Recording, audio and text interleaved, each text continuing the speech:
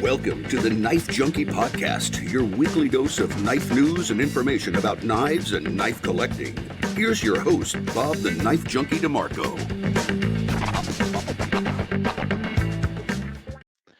Welcome to the Knife Junkie podcast. I'm Bob DeMarco, coming to you remote. On this edition of the show, I'm speaking with custom knife maker and designer Calvin Richardson. I heard of Calvin first through his super successful design for Work Tuff Gear called the Steadfast, his take on the ultimate field knife. I was drawn to the knife for its elegant and aggressive lines and found it scratched my combat knife itch. Now, there is a large version of the Steadfast that's out, and it's on my short list, though it has sold fast. I think I have a beat on one, though. You'll all be relieved to find out. We'll talk with Calvin about the Steadfast and his handmade custom knives, which look beautiful too. But first, be sure to like, comment, subscribe, hit the notification bell, and download the show to your favorite podcast app. That way, you can listen on the go. Also, if you'd like to help support the show, you can do so on Patreon or on joining right here in the YouTube app. But go to TheKnifeJunkie.com/Patreon. You can sign up for a full year there at once and save 12%. That's TheKnifeJunkie.com/Patreon. Adventure Delivered, your monthly subscription for hand-picked outdoor, survival, EDC, and other cool gear from our expert team of outdoor professionals. TheKnifeJunkie.com/BattleBox. Calvin, welcome to the Knife Junkie podcast, sir. Thank you for having me. It's my pleasure. And as we open, I just want to congratulate you on the success of the Steadfast. It seemed to just take to the skies. You know, it filled a niche in the market that really kind of needed to be filled, in my opinion. The K-bar has kind of owned the combat utility market for decades. So this just kind of gave people, you know, a little bit different look in the same market, in the same style of knife. So before I ask you more questions about this design, let me show mine off here. I love this thing. And then you came out with the Work Tuff Gear, and you came out with the large version, which now I have to get because that's just the kind of person I am. And it's just a little bit more knife. It's just a little bit more blade. It's only 1.5 inches longer because we go from a 5.5 to about a 7-inch. But it really does change the dynamic of the knife immensely. It changes the look and the flow and the way it feels. Well, tell me about your goals in designing this, and kind of specifically how you went about designing it and what you were going for. I have a friend who has some connections to the Special Forces organizations and soldiers. And I was talking with him. I wanted to design something specifically for soldiers in combat, something that would fill that role of a K-bar, but be a little bit tougher. And he told me that a lot of soldiers really like that 5.5 to 7-inch length because it's long enough to do what they need to do if they need to use it in a self-defense situation, but it's also short enough that it doesn't get in the way of their other kit, which can really become problematic if they go much larger than that. He said a lot of folks really like in that 5.5-inch range. So that's kind of what I started designing around. Now, all my designs are always, I focus on the ergonomics almost as much as I do the blade shape or the usage of the blade, because I've had a saying for years that the way a knife looks will put it in your hand. The way it feels will keep it in your hand, and the way it performs will keep you going back to it. And obviously, as a knife maker and a designer, I want you to go back to that knife as much as possible. I want you to hold it. I want you to use it as much as I possibly can, because in that, you know, that's my goal. That's what I want to have happen. So I really wanted to design something aggressive, something that had a lot of self-defense capabilities, but also something that you could use in the field, like say dressing a deer or something like that, which my son just did a couple weeks ago with his large model. He got himself a nice knife buck, nice 8-point, and so even with a 7-inch blade, it's nimble enough and light enough. You know, you would think that this would be a little bulky to dress a deer with, but he did everything with it and said that it worked perfectly. It got in there and did what it needed to do. So I wanted to design something that was kind of an all-around knife. Just in one of the things you will always find in my designs, I'm not a fan of straight lines very much, except for like the clip. So you'll see a radius from the point of the spine to the butt of the handle. And that's always, in every design that I do, you will find that.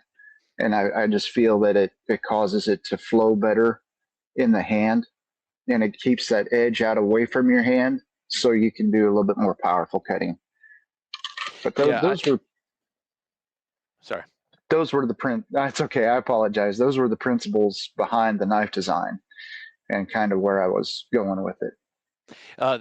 That overall radius that you talk about, that curve, I really like that. I see that. I mean, on a lot of knives, I appreciate that. Even on folding knives, you'll see that sometimes. And what I really like about it is that it pushes that edge in a downward relation to the handle, so that it's already doing some of the cutting for you. Yeah, I really like that. it also will take and move the tip more to the midline of the handle in relation to your hand, so that on a thrust, excuse me, in the thrust, you've got the bones and muscles of the arm backing up the thrust, so it makes for a more powerful thrust. And then in a snap cut, it keeps the belly of the blade out away from your hand in front of it, so that a snap cut, it's really fast and really powerful.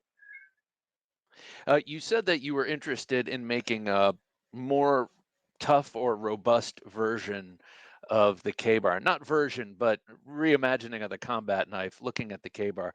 How did you accomplish that with this design? Well, it's kind of, so I've always been a fan of the K-bar. I've always been a fan of Randall knives. Those have really kind of inspired me a lot in my designs. So I kind of wanted to see what would happen if I put the two together and made my own, to put my own spin on it. You know, that's with the straight clip, which is longer than you would see on a Randall, since, you know, it is my design and it's my design style. I wanted to go full tang, of course, because I do feel that that is one of, and this is just personal, it'll probably cause some guff in the industry and in the community, but I feel that can be a weak point of the traditional K-bar. That's why they came out with the slabby. They saw that and they wanted to not necessarily fix it, but address it. So I wanted to go with the full tang design, which makes it incredibly tough, incredibly wear resistant and resistant to damage. And I kind of put my spin on it. The blade is about the same width overall as the K-bar, maybe just a little bit wider, but I really just kind of wanted to take some of the overall dimensions and designs of the K-bar and make it my own. So there was quite a bit of inspiration there, kind of like a launching point, a starting point. But I was able to really put my own stamp on it, and envision my take on what a combat utility should be. It seems like it also has, I don't have a K-bar in front of me, but it seems like it also has a thicker blade stock overall. Yeah, we went, I can't remember what the K-bar is, but we went with 3/16. I believe it's in metric, so it's just a little bit over 3/16. I can't remember exactly what the stock is, but it's right around 186 thick. So in my mind, you don't, unless you're creating a knife that's just an absolute tank chopping monster, you really don't need much more over 3/16. It's that perfect blend of speed, versatility, and toughness.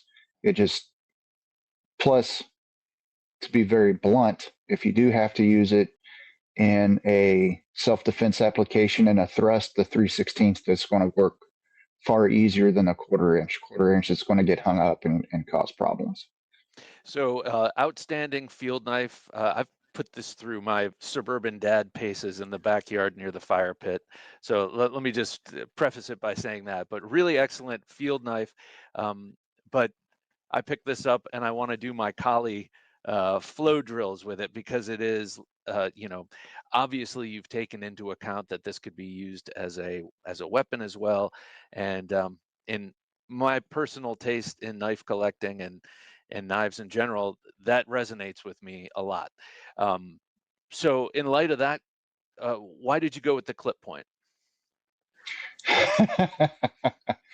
I have been in love with the clip point ever since I was little. Bowies have been a huge thing for me. In fact, when I first started making knives, I wanted a big Bowie and I couldn't afford one. I was unemployed at the time. So I thought, well, what the heck? I'll just make one. And I made about 11.5-inch Bowie. It wasn't the nicest. It was pretty good. But I've just always had an absolute fascination with them. I feel that they fill that combat utility role really well. The reinforced point that you get with a straight clip.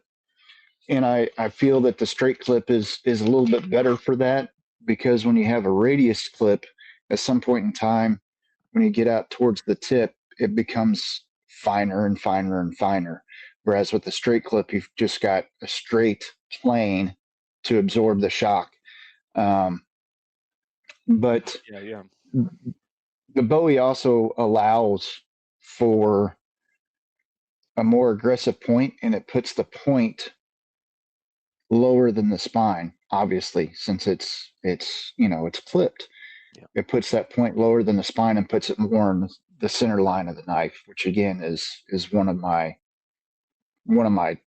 goals with this knife. I've just always been known for my Bowies and my fighters, either a drop point fighter or a clip point fighter. And it's just, I don't know, it's something with it just resonates in my soul.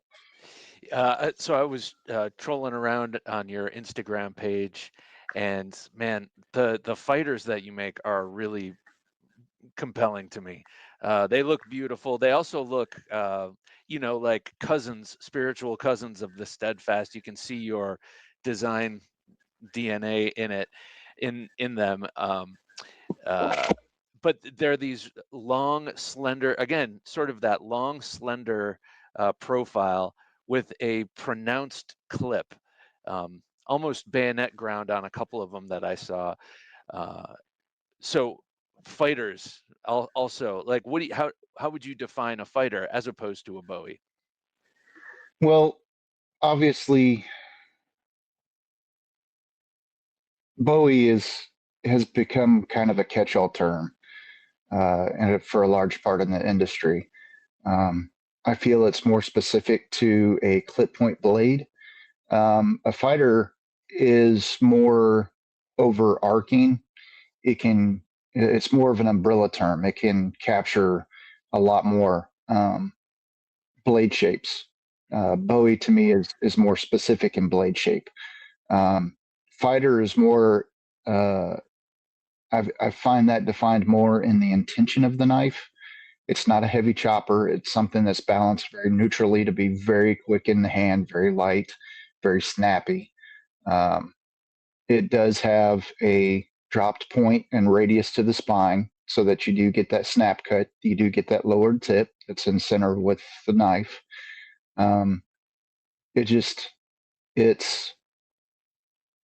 It's designed for the cut, but it's also designed for the thrust for a fighter, in my opinion. It has to be very capable of doing both. I feel like the Steadfast is a very good example of that. My Varus, my hog hunting knife, is an excellent example of that. And my Phalanx is another excellent example of those attributes, those things that I look for in a fighting knife. So those are custom knives that we're talking about. Yeah. Was the Steadfast before Work Tuff started making that? Was that one of your custom models, or did you design that specifically for Work Tuff Gear? No, that was a custom model. In fact, a good friend of mine has the very first one.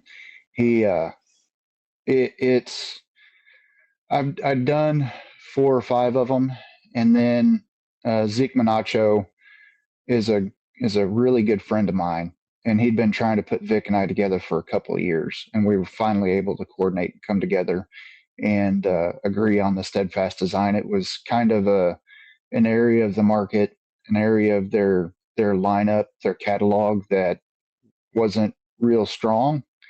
Mhm. So we felt like it was an opportunity to do something special, capture something special.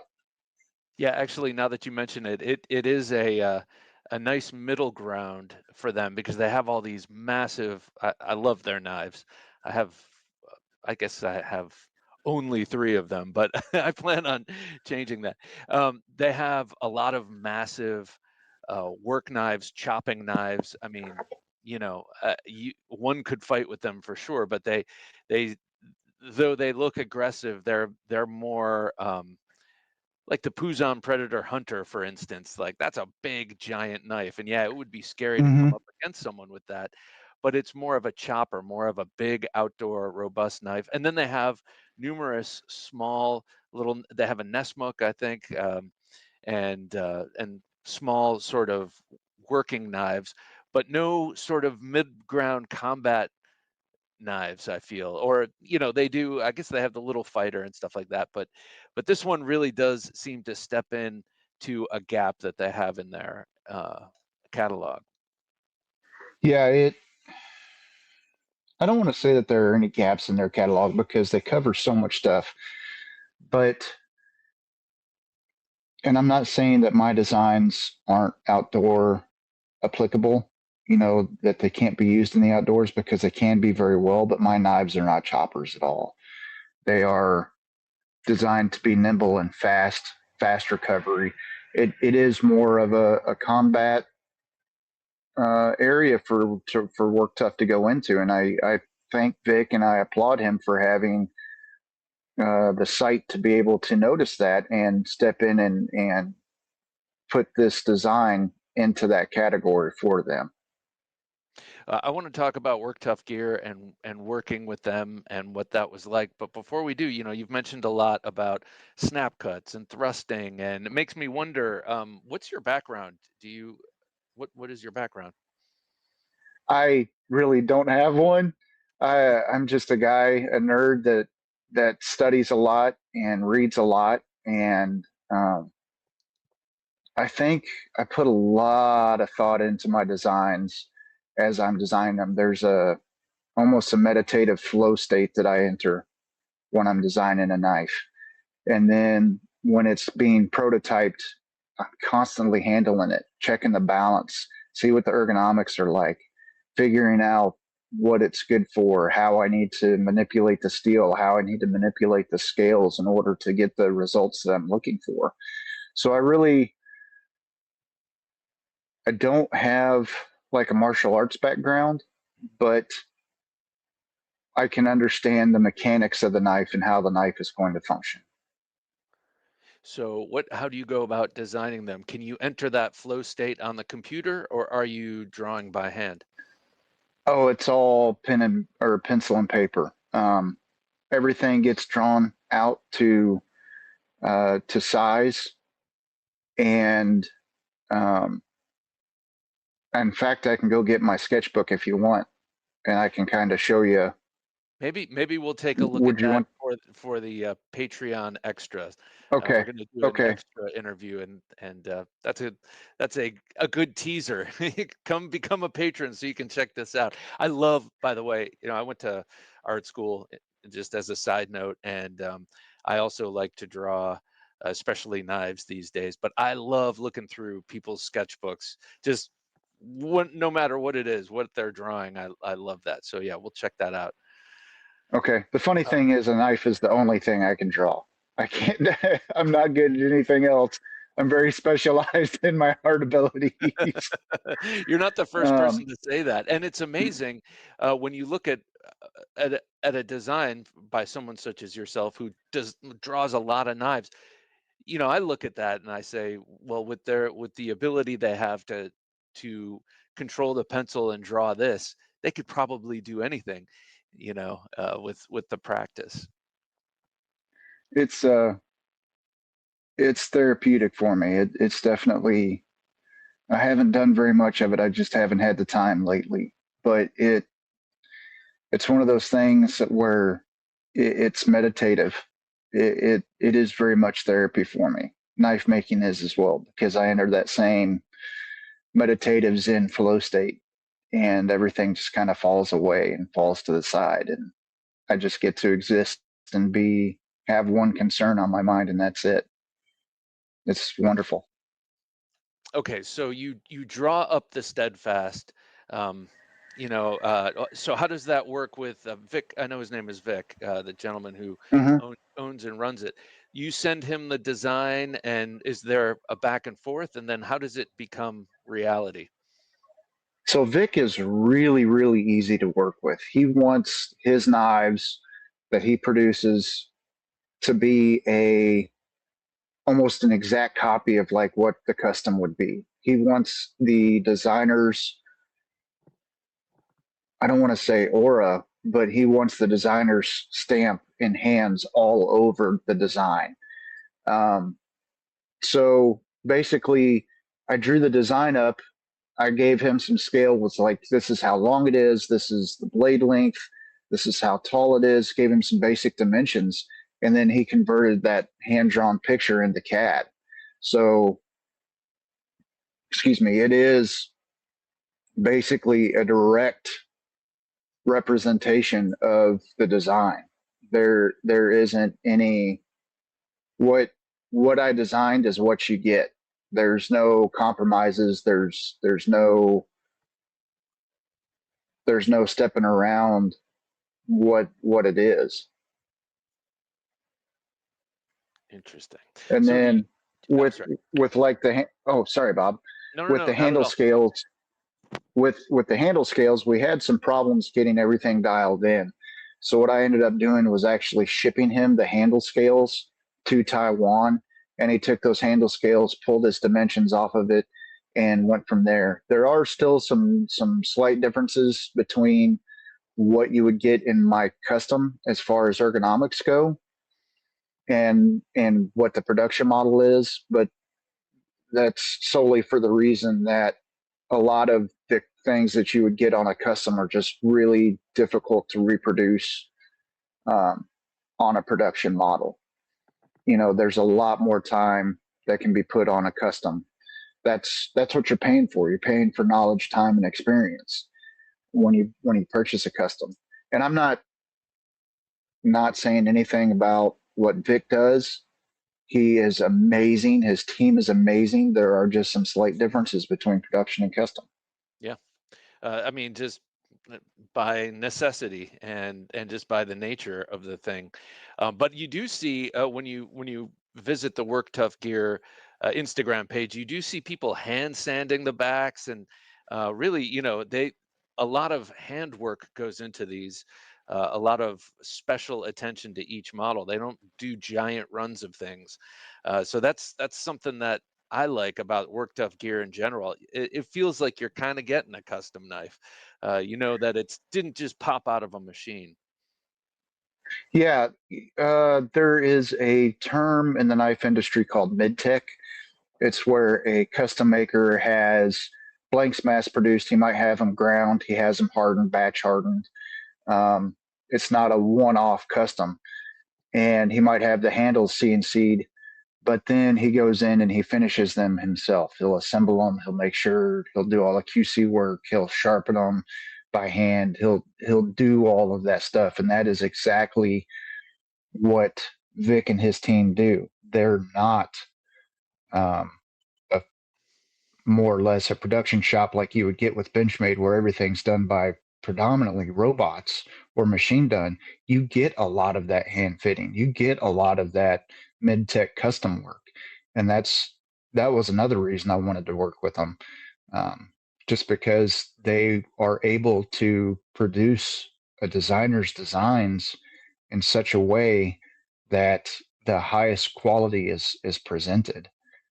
I'd put them up against anybody. Their work is phenomenal. Always razor sharp and always super tough. At Oh, least with the 3 I have and the 2 others I've handled, they're amazing. Um, the one place I feel Work Tough falls short, and I don't want to even say they fall short. They actually overdo it. Their sheaths are so good and hold the blades so well. They're always a little big for me, and I always certain knives to me deserve leather, and this knife I would love to have a leather sheath made just because to me leather is a more appealing material. On hmm. scale, it's not as easy to work with, and these, the goal of making these knives is to have something. It's in the name, something super tough, and there's nothing tougher than this kind of plastic for sheaths. But when you're working with them, do you get to choose the materials? This is in K329, which I was unfamiliar with before I got their their brand, and it seems to be a pretty awesome steel. Yeah, the initial I wanted to do it in SK85, and then Vic came to me and was like, "Hey, we're going to start using this new steel. It's called K329 by Bowler." I knew Bowler. We kind of talked back and forth about it and the properties of the knife, and we both agreed that it would be the perfect steel to use for the Steadfast. You know, it's it's just a phenomenal steel. It's super tough. It's got better corrosion resistance than SK85 does, which is just a plain carbon steel, Japanese plain carbon steel. So there aren't very many alloying properties in it. But the K329 is just, it's tough as nails and takes a screaming edge, absolutely screaming edge that polished edge that Vic and his team do. Yeah, and it's slightly convexed or convexed at the very, very edge. And Hmm. I love that too. I love that too because it's not the whole bevel isn't convex, just the edge, and man, it gets so sharp and it's so robust too. Yeah, yeah. And the funny thing is, that's exactly how I do my customs. They're Wow. predominantly flat ground. I'll take them down to 15 to 20 thousandths thick before I sharpen them. And then they're sharpened at 80 grit to form the edge bevel. And then I come back with a 400 J Flex, which is a very soft, very pliable belt. It's a cloth belt as opposed to something stiffer. And I'll go into the slack portion of my belt and I will finish grind that and give it that convex edge. And Vic does the exact same edge on his blades, which I just absolutely love. That convex gives you enough meat behind the edge, but still a fine enough edge that it'll last for days. It's just awesome stuff. So from the designer's perspective of the Steadfast and the Steadfast Large, I have to ask you because uh, I'm gonna buy a Steadfast Large, and like I said Hmm. up front, I think I have a beat on one, and I'll say it. I think DLT has one, and I'm saying that now because I will have purchased it before this episode drops, so I'll feel free. Oh, very And good. and it also has the white liners like mine, and they also have Nice. a dark wash version, which I like. But I think I'm going to go matchy matchy, with my Steadfast.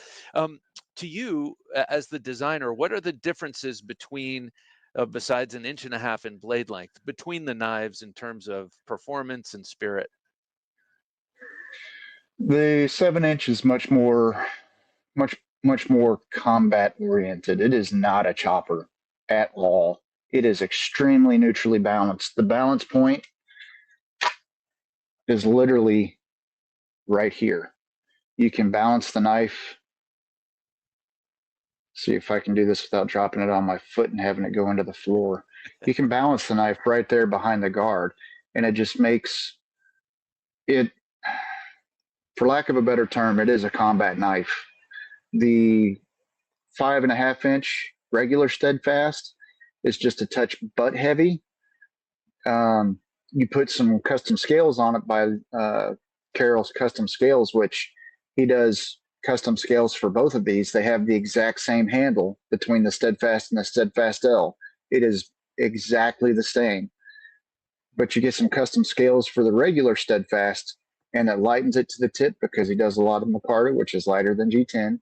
Oh. It takes that balance and transfers it more to the tip. It makes it a little bit more neutrally balanced. But this has so much, you wouldn't think 1.5 inches would change that much. It's got so much more reach. It's got so much more neutral balancing for speed, which I have no idea what I'm doing, but I like to wave the knife around. It gives the air of knowing what I'm doing, right? It completely changes the characteristics and the dynamics of the knife. It really does. Yeah, and that is where you balance a fighting knife, right there at the forefinger, at the guard, and so I guess that'll. So if you were going out in the woods, you might prefer this over that because this is more of a field knife, I guess. A little bit. Like I said, you can still take the L and do field knife applications with it. My son dressed out as deer, split the rib cage, went down through it, did everything with it. Got inside and cut the connective tissue loose. That might be a little gory for some folks to hear. I apologize for that. But he did absolutely everything he needed to field dress that knife with the L, and it worked wonderfully. And it still shaved after he got done. Nice. So are you thinking of working more with Work Tuff Gear? Would you like to bring another design their way? I would love to. I would really like to do my Varus, which is Latin for boar, my boar knife with them. Again, I've really kind of shoehorned myself in my designs. I don't do very much outdoor stuff. I do a small drop point orca, which is designed for whitetail hunting, especially here in Missouri, with the size animals we get. I don't do very many outdoor designs. Most of my stuff is focused primarily on fighting. That Varus, I designed it for boar hunting. I've got a buddy that's mildly insane, and he hunts boar with nothing but a knife. The dogs obey him by the ears, and then you slide up the back and you use the knife. He might be a little more than mildly insane. He's a little crazy. But I designed the knife for that. So it's obviously got very tactical combat overtones to it as well. But we'll see what Vic wants to do. I know he's incredibly busy right now. He's just got so much going on, and his stable of designers has gotten so large. He's really got to kind of schedule stuff out and figure out when and where he's going to do what. And I'm sure for him, he needs to be sure to maintain the spirit of Work Tuff Gear in being that sort of mid-tech shop and being that sort of very hands-on. I know that he doesn't have a huge crew of people working for him, and I'm sure that that's a large selling point for his work. So, yeah, he's got a. Yeah, I think there's only 5 in their shop total. Wow, unreal. And they're able to put out the numbers that they do and maintain that quality. So the Varus you were just talking about, I got a look at that beautiful, long, slender. It looks kind of like a spear point with a very long swedge, and a nice, comfy looking handle. I mean that knife looks beautiful. And so tell me about your handmade knives and the process you go through to make that. You mentioned you get in that flow state while making them. How do you do it? How do I enter that flow state? Oh, how do you make Or how do I just do it overall? Okay. Yeah.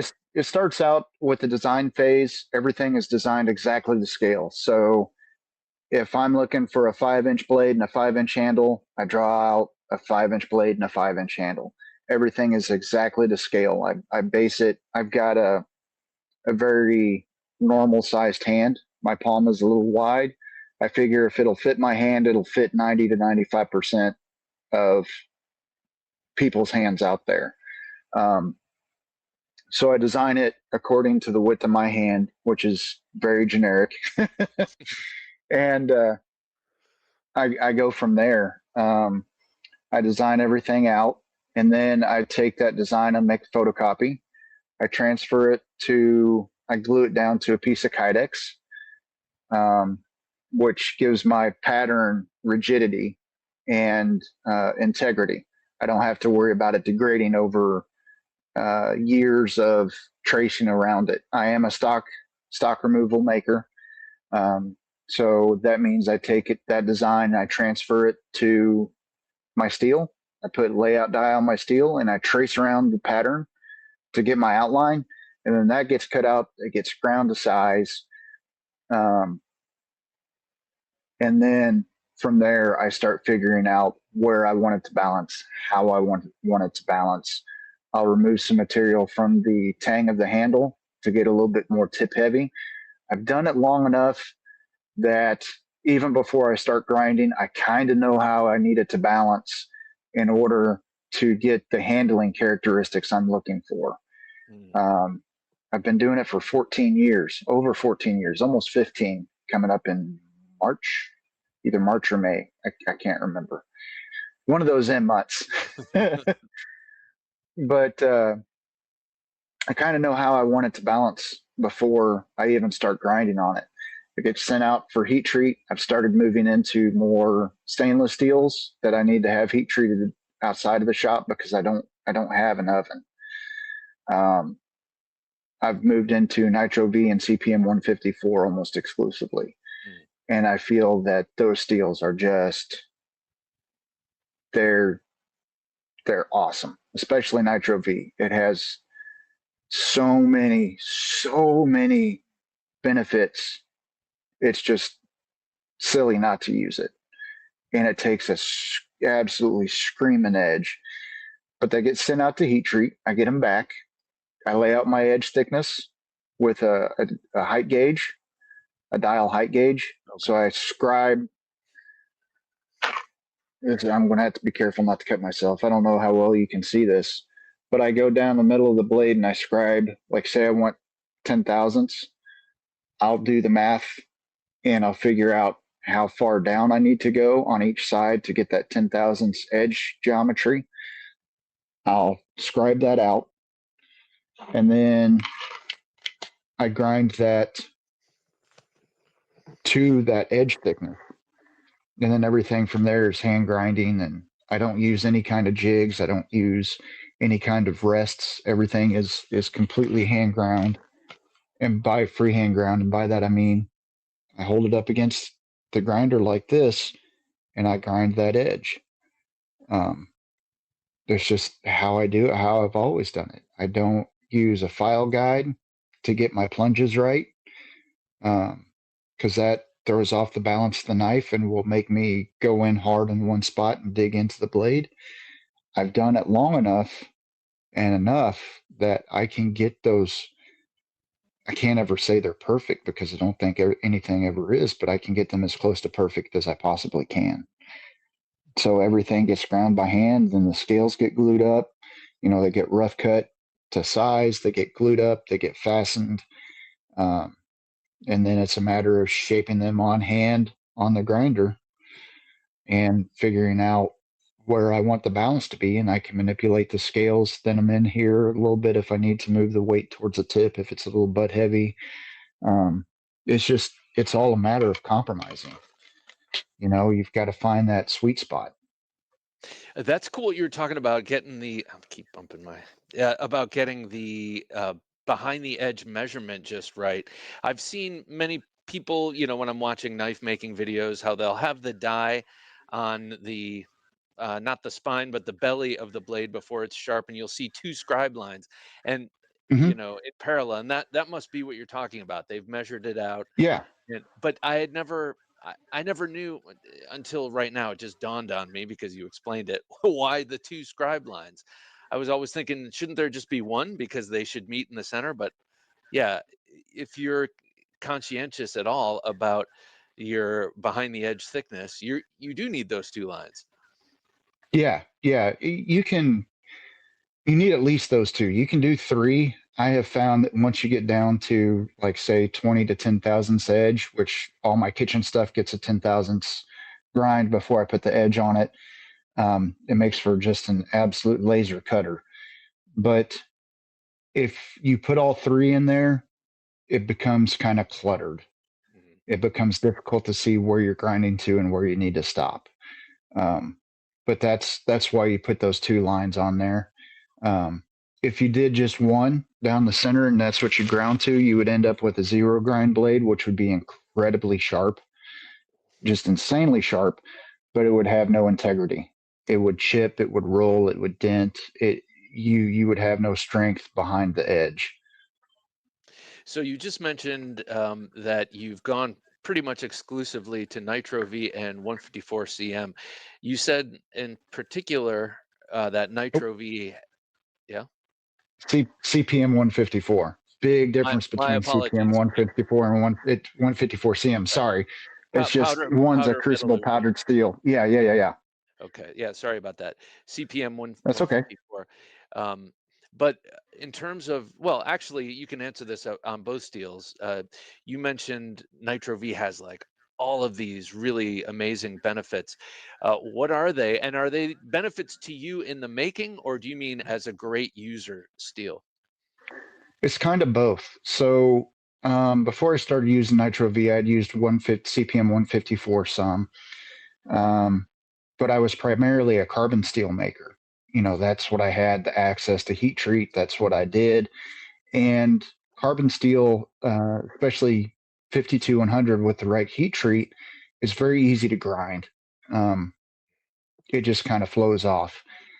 And Nitro V for a maker in that 60 to 61 RC area, like 59 to 61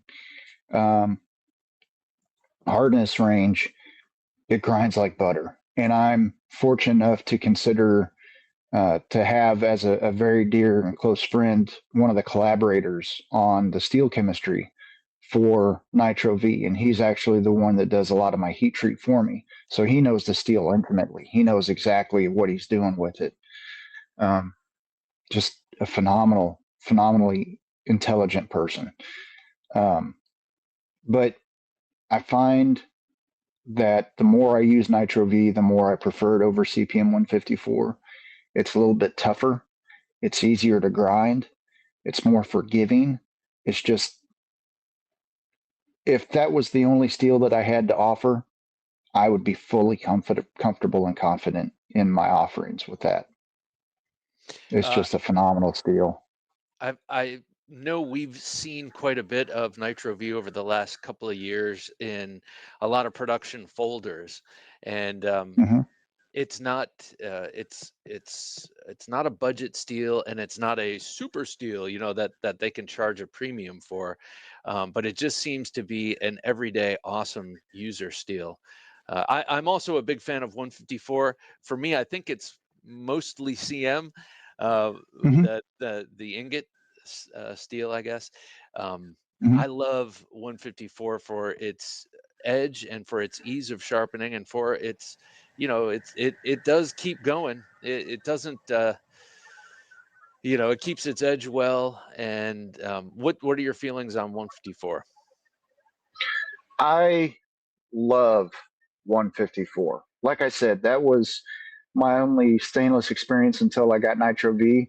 The type of edge, you know, there are a lot of steels anymore, like with S90V and some of the crazier super steels. You think of like M4 tool steel and some of them. Their edge holding characteristics are just insane. The problem you run into with that is a difficulty of sharpening, because if it'll hold an edge forever, it'll take forever to put an edge back on it. So CPM 154 and 154 CM, I feel, are really a good compromise. I look at knife making as a game of compromises. You take a little bit here to add a little bit here, and you try to find that middle, that sweet spot. You do it with your edge geometry. I'm going to have a compromise here based on what the focus of the point of the knife is on. So, like a kitchen knife, you compromise for a finer edge. Well, that means you don't necessarily have as much edge integrity. It'll chip, it'll roll easier. You do the same thing with your steels. So that's where I find Nitro V and 154 really fall into a nice compromise area. It's easy to maintain the edge. It's easy to put an insanely sharp edge on it. It's a nice compromise of strength and a nice compromise of hardness.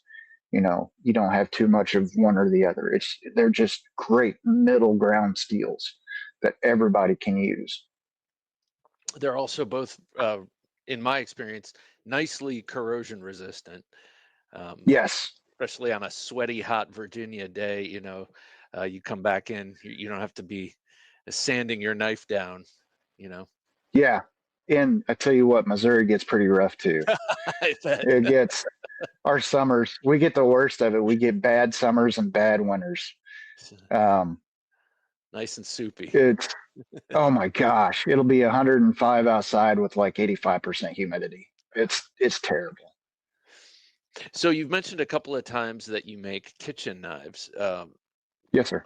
How much a part of your custom knife making business does kitchen knives take up, and what are the challenges in making them?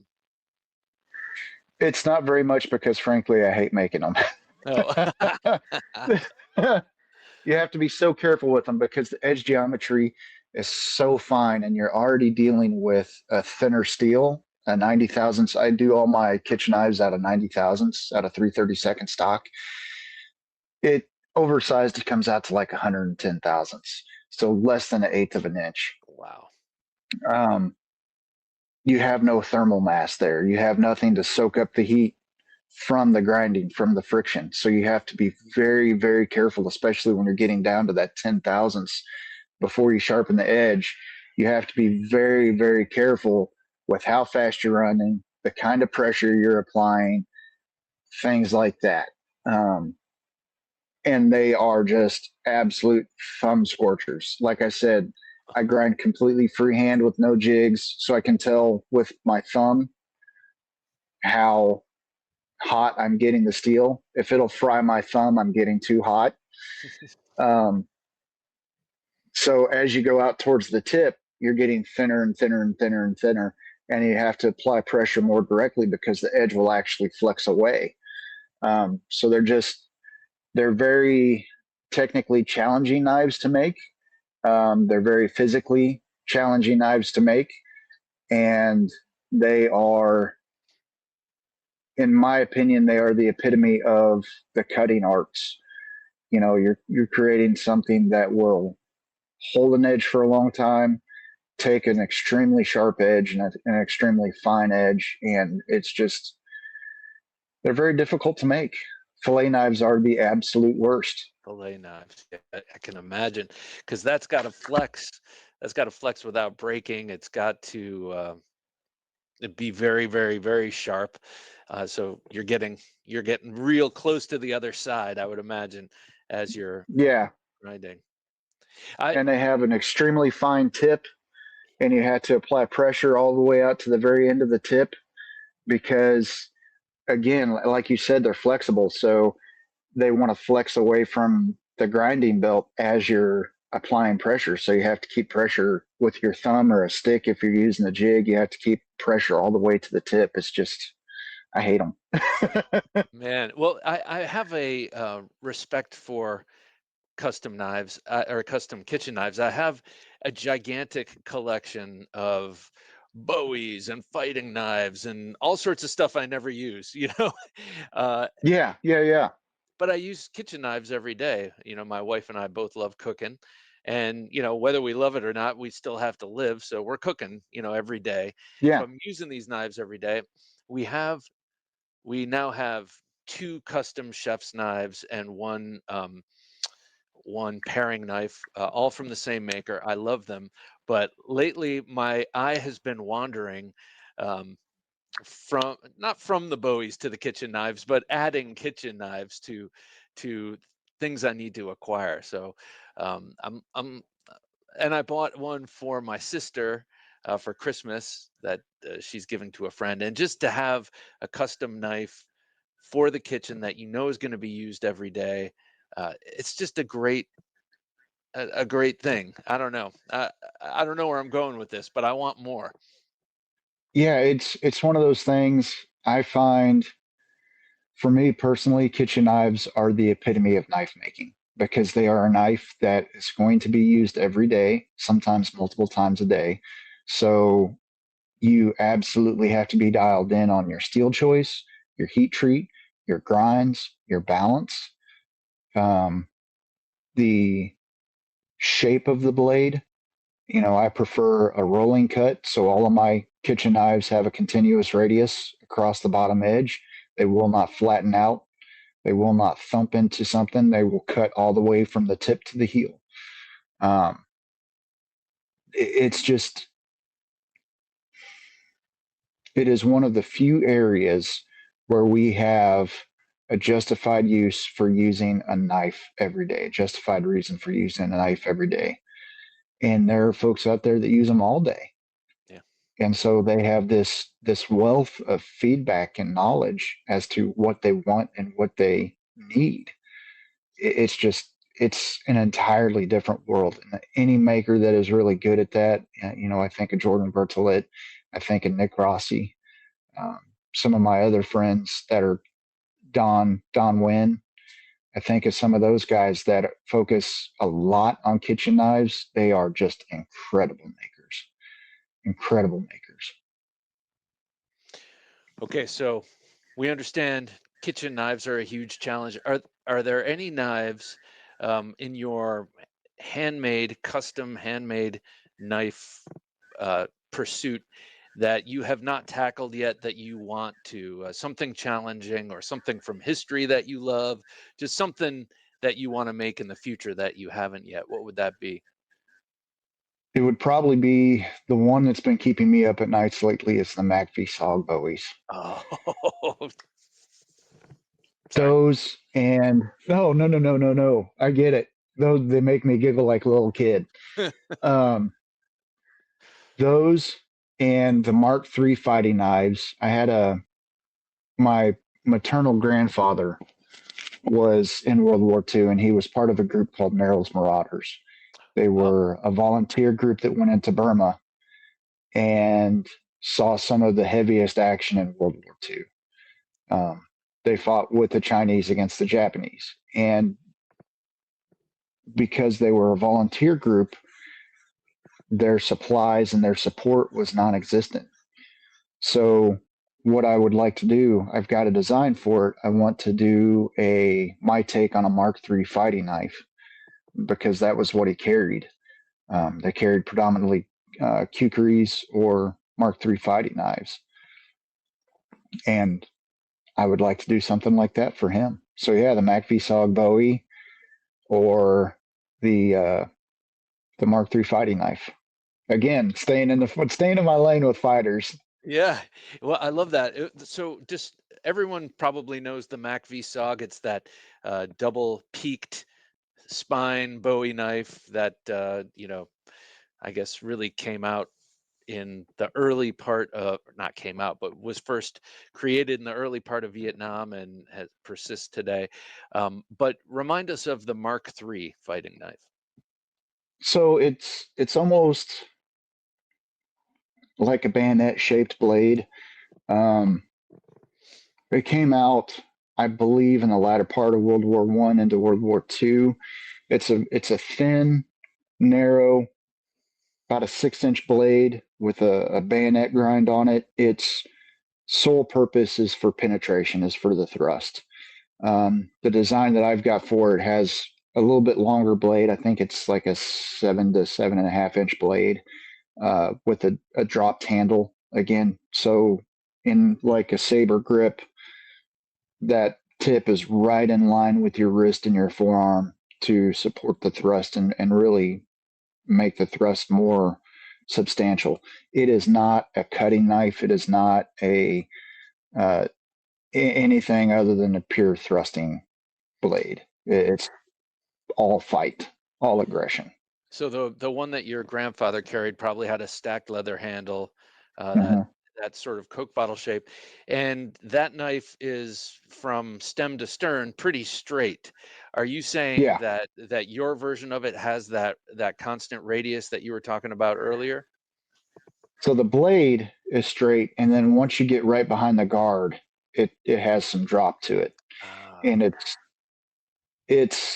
if you've seen my Varus, if you've seen the Steadfast, it has kind of that same swelled handle to it where it's thinner right behind the guard and it swells for the middle of the palm and the middle fingers, which are longer, and then it tapers back into uh, the pinky area so that you can really grip down on it and really secure it in the hand.